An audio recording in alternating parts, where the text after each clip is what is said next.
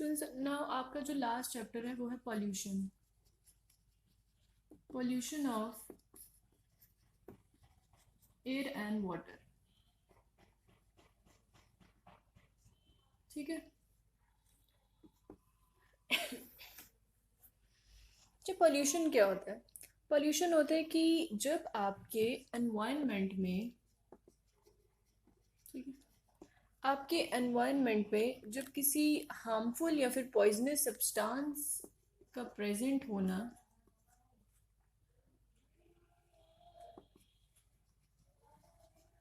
Poisonous और harmful substance, ठीक है, कि पॉइजनस या फिर हार्मफुल सब्सटेंस जब किसी एनवायरनमेंट में प्रेजेंट होते हैं, ठीक है, उनकी जो प्रेजेंस होती है एनवायरनमेंट में इन सब्सटेंसेस की सॉरी, उसको हम क्या बोलते हैं? उसको हम बोलते हैं पॉल्यूशन। ठीक है, उसको हम क्या बोलते हैं? पॉल्यूशन। अब pollution contaminate the air and water with poisonous substances and make them impure to such an extent that they become harmful to human beings. So बच्चे, पोल्यूटेंट क्या होते हैं कि अनवांटेड या फिर हार्मफुल सब्सटेंसेस जो आपके एनवायरनमेंट को कंटामिनेट कर देते हैं उसको बोलते हैं पोल्यूटेंट। ठीक है। अगर हम सिंपल वर्ड में बात करें, वो सब्सटेंस जो पोल्यूशन क्रिएट करते हैं, वो सब्सटेंस जो पोल्यूशन को क्रिएट करते हैं, उनको आप क्या बोलते हो? पोल्यूटेंट। क्लियर? सो आपके पास बच्चे जैसे एयर है, एयर क्या होता है? हमारे जो हमारे आगे पीछे क्या है? एयर ही तो प्रेजेंट है ना। तो एयर क्या होती है? एयर जो है वो है आपके गैसेस का मिक्सचर, है ना। एयर में क्या होता है? Mixture of gases. ये एयर है,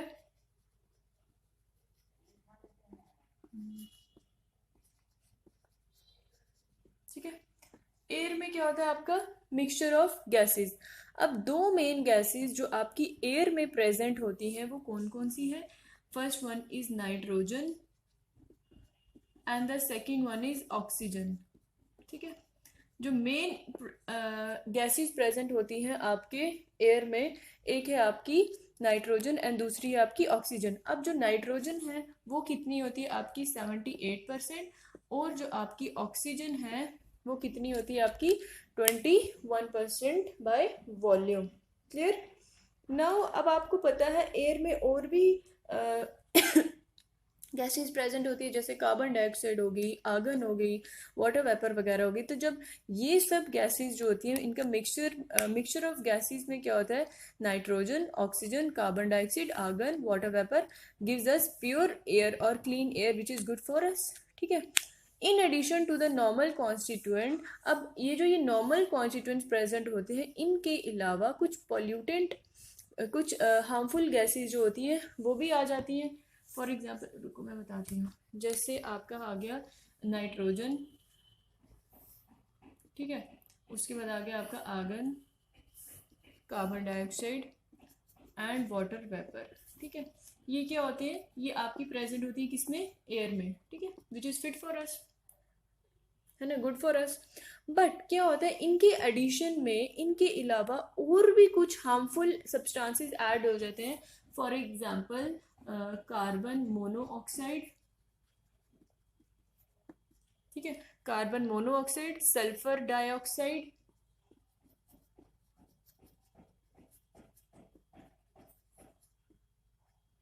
ठीक है, सल्फर डाइऑक्साइड, नाइट्रिक ऑक्साइड, और you can say nitrogen oxide. ठीक है, nitrogen oxide, smoke and dust, smoke and dust. ये वो सब्सटेंसेस हैं जो एयर में ऑलरेडी जो गैसेस प्रेजेंट होती है उनके एडिशन में ये क्या होती है? Harmful substance. यहाँ पे मैं लिख देती हूँ आपको, दे आर हार्मफुल गैसेस और सब्सटेंसेस। ठीक है, ये हार्मफुल सब्सटेंस किसके साथ मिक्स हो जाते हैं? एयर की इस गैसेस के साथ जिसकी वजह से क्या हो जाता है? पोल्यूट हो जाता है आपका पूरा एटमॉस्फेयर, और आपको ब्रीदिंग करना क्या ब्रीदिंग में क्या होती है? प्रॉब्लम हो जाती है।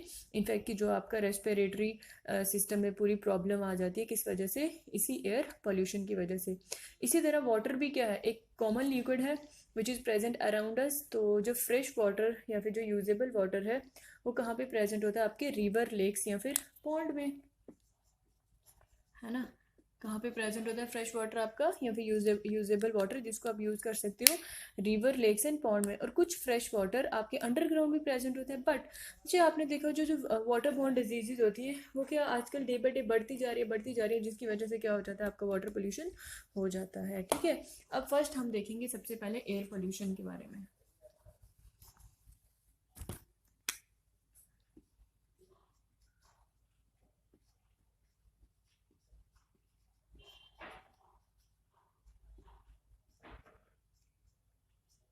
चलिए, नंबर वन इज जो air pollution. The air over large city is heavily contaminated. अब आपको पता है कि जो आपकी लार्ज सिटीज होती है ना, वहाँ पे क्या होता है कि ये ज़्यादा ये हार्मफुल गैसेस होती हैं, जैसे आपका सल्फर डाइऑक्साइड हो गया, नाइट्रोजन ऑक्साइड हो गया। ठीक है, नाइट्रोजन ऑक्साइड हो गया, फिर उसके बाद आपका सल्फर डाइऑक्साइड हो गया, कार्बन मोनोऑक्साइड हो गया, स्मोक एंड डस्ट हो गया। ये क्यों होता है वहाँ पे ज़्यादा? क्योंकि आपको पता है ये सब चीज़ें कहाँ से निकलती हैं? जैसे फैक्ट्रीज हो गई, उनके उनके धुएं से निकलेगी, फिर उसके बाद आपका जो ये गाड़ियाँ वगैरह हैं उनसे निकलेगी, आपके रेफ्रिजरेटर हैं उनसे गैसेस निकलेंगी। तो ये सभी गैसेस जो होती हैं इन ये सभी हार्मफुल गैसेस जो होती हैं जब आपके एयर के गैसेस के साथ मिक्सअप होती हैं तो उस वजह से आपका एयर पोल्यूशन होना स्टार्ट हो जाता है। कि एयर पोल्यूशन होता ही वही है कि जब आपकी कंटामिनेशन होती है एयर की हार्मफुल गैसेस के साथ, it is called the air pollution. ठीक है, और वो सब्सटेंसेस जो प्रेजेंट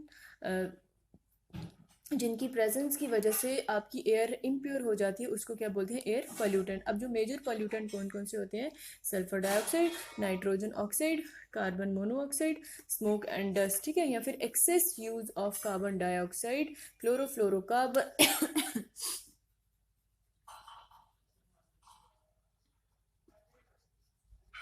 ठीक है, क्लोरोफ्लोरोकार्बन, उसके बाद एक्सेस ऑफ कार्बन डाइऑक्साइड, ये सब क्या है? इन सब की वजह से बच्चे क्या होता है? आपका एयर पोल्यूशन होता है। अब इसके सोर्सेज क्या हैं? ठीक है, अब सबसे पहले सोर्स देखते हैं कि एयर पोल्यूशन जो वो आता कहाँ से, इसके सोर्स क्या क्या हैं।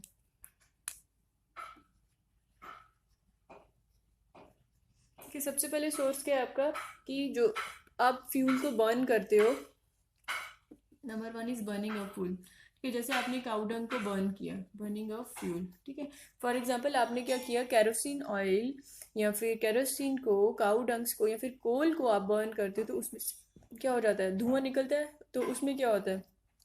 हार्मफुल पोल्यूटेंट्स प्रेजेंट होते हैं, तो जिसकी वजह से एयर पोल्यूशन होता है। फिर उसके बाद जो आपकी गाड़ियों से निकलता है exhaust gas, exhaust gases by motor vehicle। ठीक है, तो ये भी मेजर पोल्यूशन है। लाइक जो आपका पेट्रोल या फिर डीजल जब बर्न करते हैं उसकी वजह से भी गैसेस निकलती हैं। फिर आपकी जो आपकी फैक्ट्रीज से जो निकलती हैं, थर्ड फैक्ट्रीज है ना, फैक्ट्री से जो धुआं वगैरह निकलता है उसकी वजह से भी एयर पोल्यूशन होता है। उसके बाद होता है आपका स्मोकिंग, जब आप लोग करते हो, जो भी लोग करते हैं, स्मोकिंग से भी क्या हो जाता है? आपकी एयर पोल्यूशन होती है। ठीक है, स्मोक करने से भी क्या हो जाती है? या फिर जब आपका क्लोरोफ्लोरोकार्बन का जो आपके रेफ्रिजरेटर में यूज होती है ना बच्चे, वो होती है क्लोरोफ्लोरोकार्बन। ठीक है, क्लोरोफ्लोरोकार्बन कहाँ से निकलती है? आपकी रेफ्रिजरेटर एंड एसी से। क्लियर? या फिर जो आपके एसी वगैरह होते हैं उनमें क्या होती है? ये गैस जो होती है क्रिएट एग्जॉस्ट होती है, एमिट होती है, जिसकी वजह से क्या हो जाता है? आपका एयर पोल्यूशन। अब ये जितने भी सारे ऊपर अबव सोर्सेज हैं ये क्या है? मैन मेड सोर्स हैं एयर पोल्यूशन के। ठीक है, अब नेक्स्ट है आपका कि हार्मफुल इफेक्ट क्या होते हैं एयर पोल्यूशन के।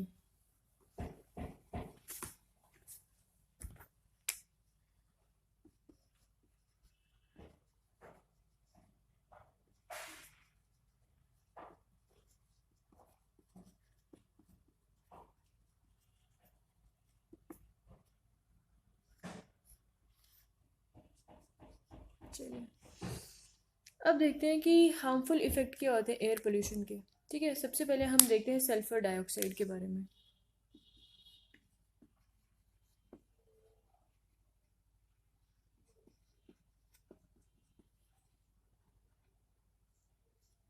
ठीक है, सबसे पहले आ गया सल्फर डाइऑक्साइड। बच्चे सल्फर डाइऑक्साइड जब वो कब प्रोड्यूस होता है, जब आप कोल को बर्न करते हो ना फैक्ट्रीज या फिर थर्मल पावर प्लांट्स में, तो उसकी वजह से जो गैस प्रोड्यूस होती है वो होती है आपकी सल्फर डाइऑक्साइड।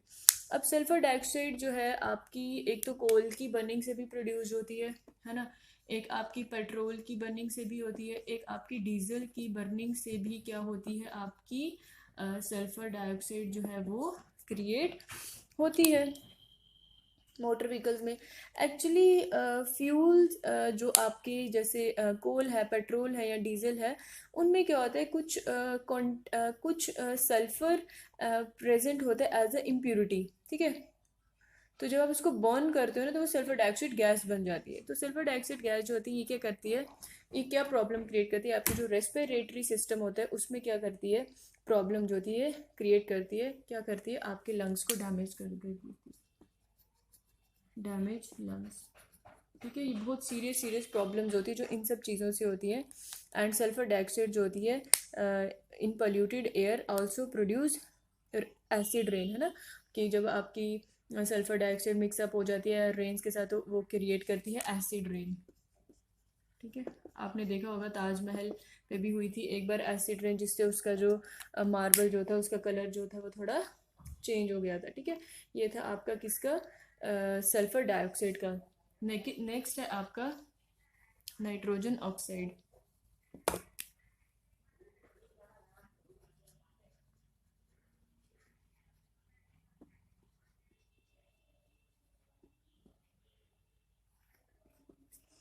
नेक्स्ट क्या है बच्चे आपका, नेक्स्ट है आपका नाइट्रोजन ऑक्साइड। अब बच्चे नाइट्रोजन ऑक्साइड जो है ये भी आपका प्रोड्यूस होता है जब आप पेट्रोल या फिर डीजल को मोटर व्हीकल में बर्न करते हो तो उससे प्रोड्यूस होता है। अब इससे भी क्या हो जाता है कि लंग्स की कंजशन होती है। ठीक है, लंग्स की प्रॉब्लम होती है इससे भी, किससे, नाइट्रोजन ऑक्साइड से। एंड ऑल्सो इसको हम इसको यूज करते हैं कुछ लोग एज अ अटैक करने के लिए स्किन पे। ठीक है, they also attack skin. So nitrogen oxide भी जब पोल्यूटेड एयर में प्रेजेंट होता है इन पोल्यूटेड एयर, तो वो भी क्या करता है, एसिड रेन प्रोड्यूस करता है, एक सल्फर डाइऑक्साइड और एक आपका नाइट्रोजन ऑक्साइड। ठीक है, फिर उसके बाद आपका थर्ड में आता है कार्बन मोनोऑक्साइड।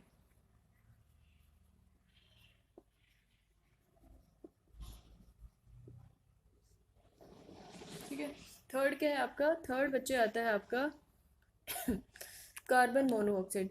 कार्बन मोनोऑक्साइड क्या होता है कि जब किसी आप फ्यूल की कंबशन करते हो ना, उसको जब जलाते हो, वुड को, कोल को, केरोसिन, पेट्रोल, डीजल, किसी को भी, बट उसमें क्या होता है, कंप्लीट कंबशन नहीं होती, क्या होती है, इनकम्प्लीट कंबशन होती है। तो उसमें से जो आपकी गैस एग्जॉस्ट होती है उस टाइम उसको बोलते हैं कार्बन मोनोऑक्साइड, और जब वो एयर के साथ मिक्सअप होती है तो फिर वो प्रॉब्लम्स क्रिएट करती है। ठीक है, जब सिगरेट आप स्मोक करते हो उसमें भी क्या होती है आपकी कार्बन मोनोऑक्साइड प्रेजेंट होती है, और कार्बन मोनोऑक्साइड इतनी पॉइजनस गैस होती है कि जब आप उसको इनहेल करते हो वो आपके ब्लड के हेमोग्लोबिन के साथ क्या कंबाइन करके आपकी जो ऑक्सीजन कैरिंग कैपेसिटी होती है ब्लड की उसको क्या कर देती है, रिड्यूस कर देती है। ठीक है, so due to this blood जो होता है वो it is not able to carry sufficient oxygen to our body part. जब उसकी मतलब ऑक्सीजन की कैपेसिटी को कोई रोक देगी कि उसको ब्लड को आगे पास करने ही नहीं देगी, है ना, ऑक्सीजन को बाकी ब्लड को क्या कर देती है वो, मतलब उसकी oxygen carrying capacity of blood को क्या कर देती है वो रिड्यूस कर देती है, जिसकी वजह से बाकी आपके बॉडी पार्ट्स में ऑक्सीजन जो होती है वो, ब्लड जो होती है वो, ब्लड ऑक्सीजन लेके जाता है ना बाकी पार्ट्स में, तो वो उसके अंदर इतनी कैपेबिलिटी नहीं रहती कि वो ऑक्सीजन को कैरी आउट करे बाकी अदर पार्ट्स में। तो इस लैक ऑफ ऑक्सीजन की वजह से आपको ब्रीदिंग प्रॉब्लम हो जाती है या फिर सफोकेशन होना स्टार्ट हो जाती है। ठीक है, अगर ज़्यादा ही आपको कार्बन मोनोऑक्साइड इनहेल हो जाए तो उसकी वजह से डेथ भी हो सकती है। फोर्थ है आपका carbon dioxide.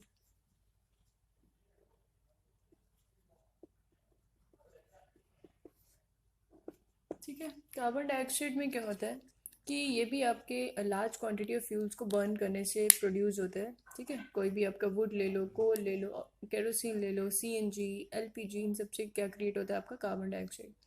So carbon dioxide एक नॉर्मल कॉन्स्टिट्यूएंट आपकी एयर का, बट अगर एक्सेस में कार्बन डाइऑक्साइड हो जाए तो उसकी वजह से क्या हो जाता है कि एनवायरनमेंट में अनडिजायरेबल चेंजेस होना स्टार्ट हो जाते हैं, ठीक है। जैसे आपने सुना होगा green house effect gases, green house effect gases, ठीक है। तो उसमें एक गैस होती है कार्बन डाइऑक्साइड, जिसकी वजह से क्या हो जाता है आपका कि इतना टेम्परेचर इंक्रीज हो जाता है कि जैसे आपकी ग्लोबल वार्मिंग होती है वो भी क्रिएट होना स्टार्ट हो जाती है, किसकी वजह से, एक्सेस ऑफ कार्बन डाइऑक्साइड की वजह से, ठीक है। फिफ्थ वन इज क्लोरोफ्लोरोकार्बन,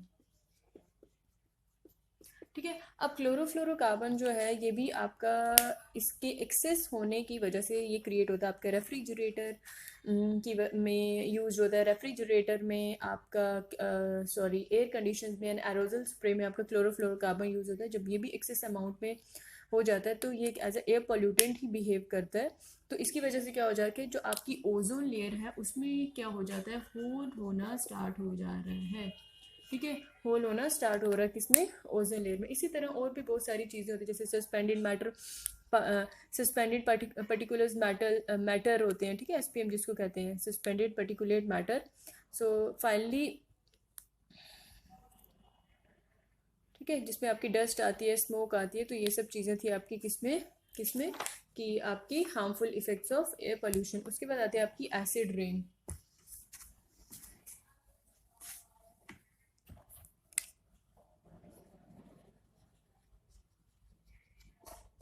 ठीक है। अब अच्छा देखो, एसिड रेन क्या होती है कि जब भी आप, एसिड रेन क्या होती है कि वो रेन जिसमें आपके स्मॉल अमाउंट ऑफ एसिड्स होंगे, जैसे आपका sulphur dioxide, nitrogen oxide present होंगे इन पॉल्यूटेड, उसको क्या बोलते हैं, एसिड रेन। अब एसिड रेन की वजह से क्या हो जाता है, living things and non living things पे क्या होता है, डैमेज होता है। जैसे फॉरेस्ट वगैरह जो होते हैं उनके अगर उस पर एसिड रेन होती है तो आपके सारे ट्रीज जो होते हैं वो क्या हो जाते हैं, डैमेज हो जाते हैं। फिश वगैरह पानी में होगी, है ना, हर जगह होगी, तो फॉरेस्ट पे भी डैमेज होगा, फिश वगैरह मर जाएंगी। जो स्टेचूज वगैरह बने होते हैं वो भी, उनमें क्या हो जाता है, पेल कलर, है ना, कलर ही उनका पूरा क्या हो जाता है, चेंज हो जाता है। आपने ताजमहल का केस सुना होगा कि ताजमहल में एक बार क्या हुई थी आपकी, एसिड रेन हुई थी, ठीक है, एसिड रेन हुई थी, जिसकी वजह से क्या हो जाता है कि मार्बल का कलर जो था पहले प्योर वाइट था, उसके बाद क्या हो जाएगा, चेंज होना स्टार्ट हो गया था। किस वजह से, इसी वजह से, sulphur dioxide and nitrogen oxide,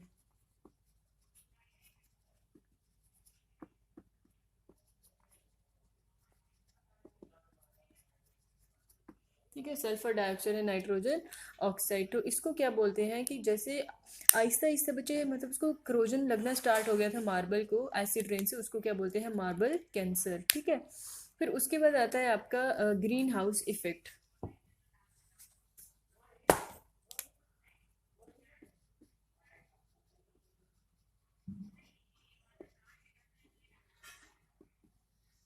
ठीक है सॉरी।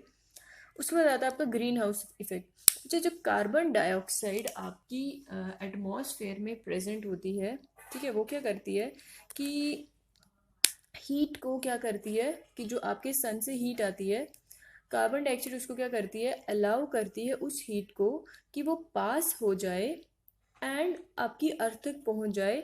बट जो हीट रेज हैं,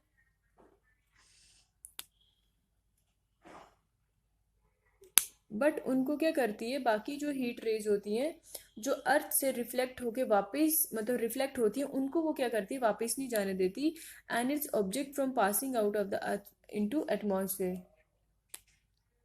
मैं बताती हूँ क्या होता है। फॉर एग्जांपल ये अर्थ है, ठीक है, और यहाँ पे क्या है, आपका सन है, ठीक है, यहाँ पे क्या है, आपका सन है, और यहाँ पे क्या है, फॉर एग्जांपल आपकी ये गैसेज है ना, कार्बन डाइऑक्साइड गैस है, ये क्या है, कार्बन डाइऑक्साइड गैस, और यहाँ पे क्या है, आपका अर्थ है।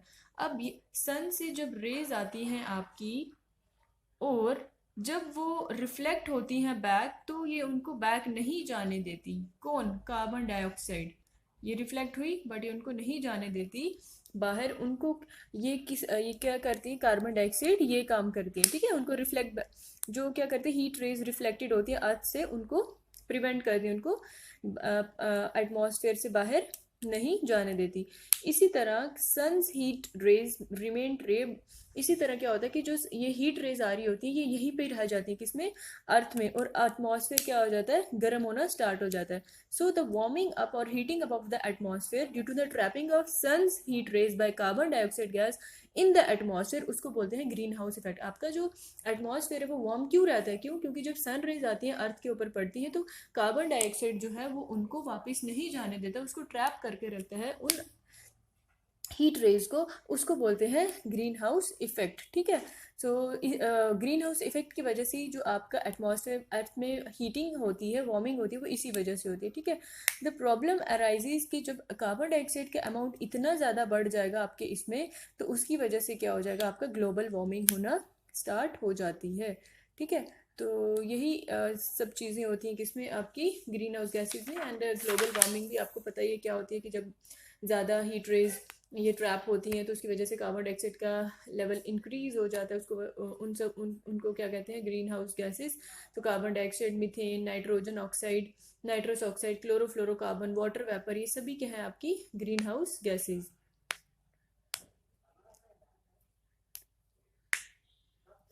फिर उसके बाद आपके कुछ इसको कंट्रोल करवाने के लिए कुछ कंट्रोल कर कैसे हम इसको कंट्रोल कर सकते हैं. तो हम मतलब कि लेस स्मोक यूज़ करें, है ना, स्मोकलेस फ्यूल यूज़ करें. फिर उसके बाद सीएनजी, है ना. फिर उसके बाद क्या है आपका कि जो जो चीज जिन जिन चीज़ों से ये गैसेस प्रोड्यूस होती हैं उनका यूज़ क्या होता है, कम करना स्टार्ट कर दीजिए. सोलर एनर्जी यूज़ करिए, विंड एनर्जी यूज़ करिए. ठीक है. ये सब चीज़ें थी आपकी इसमें. फिर उसके बाद आता है आपका वाटर पोल्यूशन. वाटर पोल्यूशन भी क्या है कि जब वो पोल्यूटेंट्स ऐड हो जाते हैं, किसमें कुछ पोल्यूटेंट्स ऐड हो जाते हैं वाटर में, तो उसको क्या कहते हैं, water pollution. The contamination of air, sorry, the contamination of water of river, lakes and pond with unwanted and harmful substances, उनको क्या बोलते हैं, वाटर पोल्यूशन. ठीक है. मेजर पोल्यूटेंट्स क्या है इसके, sewage, fertilizers, pesticides and industrial wastage. अब इसके सोर्स क्या है कि बच्चे आपको पता है कि जब आप घरों में से जो आपका पानी निकलता है ना, जो आपकी ब्लॉकेज हो जाती है सीवेज में, है ना, जो नालियाँ वगैरह होती है उनमें कुछ फंस जाता है तो उसमें ब्लॉकेज होते हैं, उसकी वजह से क्या हो जाता है, आपकी पॉल्यूशन क्रिएट हो जाता है, वाटर पॉल्यूशन. जब फर्टिलाइजर्स को यूज़ करते हैं एग्रीकल्चर में, है ना, तो जब पानी बारिश पड़ती है तो उसकी वजह से वो मिक्सअप हो जाती है वो फर्टिलाइजर वाटर के साथ, तो फिर भी वाटर पोल्यूशन क्रिएट हो जाता है. पेस्टिसाइड को यूज़ करके ये सब चीज़ें क्या होती हैं आपकी वाटर पोल्यूशन को क्रिएट करती हैं. और इसके हार्मफुल इफेक्ट्स क्या हैं कि जब आप उसी वाटर पोल्यूशन को क्या करते हो, ड्रिंक करते हो, तो उस वजह से क्या होता है, आपको कॉलरा हो जाता है, टाइफाइड हो जाता है. एंड फिशेस वगैरह जो होती है वो मर जाती हैं, क्योंकि वो सारा पानी फर्टिलाइजर्स का कहाँ जाता है, रिवर्स या लेक्स में जाता है, पॉन्ड्स में जाता है, तो उनमें जो फिश वगैरह जो भी चीज़ें प्रेजेंट होती है वो उनमें इफेक्ट क्रिएट करता है. ठीक है. फिर उसके बाद आपने पढ़ा होगा कि रिवर गंगा का जो पोल्यूशन है उसके बारे में क्या हुआ था. फिर कंट्रोल कैसे करते हैं वाटर पोल्यूशन को, कंजर्वेशन कैसे करते हैं, है ना. फिर उसके बाद इसके सोर्सेज क्या हैं, फिर उसके बाद कंजर्व कैसे करते हैं वाटर पोल्यूशन को, एंड उसके बाद कंट्रोल कैसे करते हैं वाटर पोल्यूशन को. ये सब चीज़ें आएंगी किसमें, इसी वाटर पोल्यूशन में. कि कंट्रोल करवाने के लिए हमें क्या कि एक प्रॉपरली सीवेज सिस्टम बनाना पड़ेगा, जिसकी वजह से क्या हो जाएगा आपका इजीली हम उसको कंट्रोल कर सकते हैं. और फार्मर्स को करेक्ट अमाउंट में फर्टिलाइजर या पेस्टिसाइड यूज़ करना होता है, लिमिटेड अमाउंट में, सो दैट कि कल को ज़्यादा प्रॉब्लम क्रिएट ना हो. ठीक है. सारी इंडस्ट्रीज जो है वो अपना टॉक्सिक वेस्ट जो है वो एक ऐसी जगह पे रखें जहाँ पे रिवर्स में वो डिस्चार्ज ना हो. ठीक है. फिर उसके बाद क्या कि जो भी गार्बेज होता है, हाउस होल्ड वेस्ट होता है जो भी, वो आपने ऐसे ओपन ड्रेन में नहीं फेंकना है, ओपनली नहीं फेंकना है, या फिर रिवर्स लेक्स पॉन्ड में नहीं फेंकना है. सो दैट मतलब आपने ये छोटी छोटी चीज़ें जो थी वो खुद भी घरों में अगर आप स्टार्ट करना शुरू कर दो उस चीज़ को करना, तो आपका ये पोल्यूशन, वाटर पोल्यूशन है, ये भी क्या हो जाएगा, कम होना स्टार्ट हो जाएगा. ठीक है. फिर इसी तरह कंजर्वेशन ऑफ वाटर को कंजर्व कैसे कर सकते हो, कंजर्वेशन ऑफ वाटर में क्या आता है कि आपने अपने टैप को इमीडिएटली बंद करना है जब आप उसको यूज़ करोगे. फिर उसके बाद आपने ब्रश को, सॉरी, टीथ को ब्रश जो है एक बिल्कुल मग में वाटर लेना, उसको ऐसे हम क्या करते हैं, टैप को ओपन करके रखते हैं और ब्रश करते रहते हैं. नो, आपको वाटर को क्या करना है, कंजर्व करके रखना है, सो दैट हम नेक्स्ट आगे यूज़ को ईजिली यूज़ कर सकें. फिर उसके बाद ऐसी छोटी छोटी चीज़ें जो आपने करनी है. ठीक है. तो यह है वाटर पोल्यूशन. फिर उसके बाद आता था आपका पोर्टेबल वाटर. कि पोर्टेबल वाटर क्या होता है.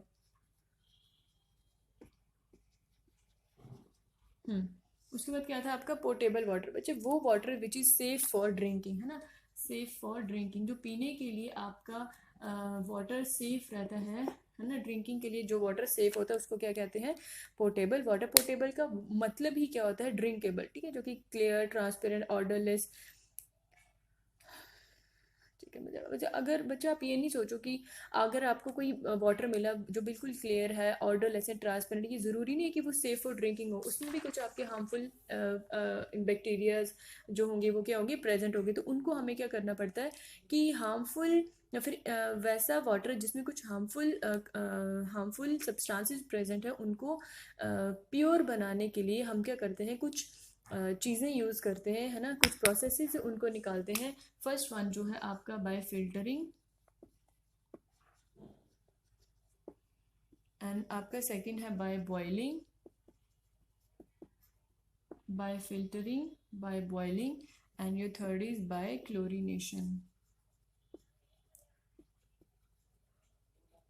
ठीक है, तीन होते हैं, फिल्टर करने से, ठीक है, फिल्टरिंग करने से, सेकंड आपका बॉइलिंग से, एंड थर्ड आपका बॉइलिंग से भी आपका वाटर प्योर हो जाता है। क्लोरीनेशन, वो जो आपकी क्लोरीन टेबलेट्स फेंकते हो ना वाटर में, अपने वाटर टैंक्स में, उससे क्या हो जाता है आपका कि आपका वाटर जो इम्प्योर वाटर जो होता है वो प्योर बन जाता है। या फिर आप फिल्टरिंग यूज़ करके भी आप क्या कर सकते हो, अपने वाटर को प्योरीफाई कर सकते हो। तो यही सारी चीज़ें थी जो आपके 4 चैप्टर्स थे।